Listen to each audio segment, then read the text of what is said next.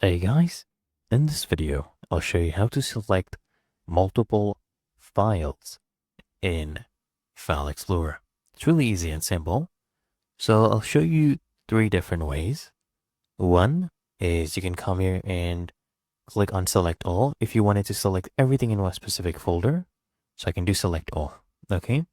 Another method is where I basically come here and press on Ctrl on my keyboard while clicking on an item. So I click on this one, and then while holding Control, I click on another one, and this way I can basically select multiple. And this is especially useful when the files that we need are maybe not, consecutively together, right?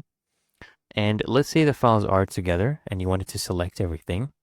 You can just come here and highlight multiple of them once. So you click outside here with your mouse, and then you drag, and then you keep moving it until you see the last file that you need. So let's say I wanted all of them. I'll keep holding it like this. It will keep going all the way down, and there we go. I have selected about 201 items, and it's really that easy and simple.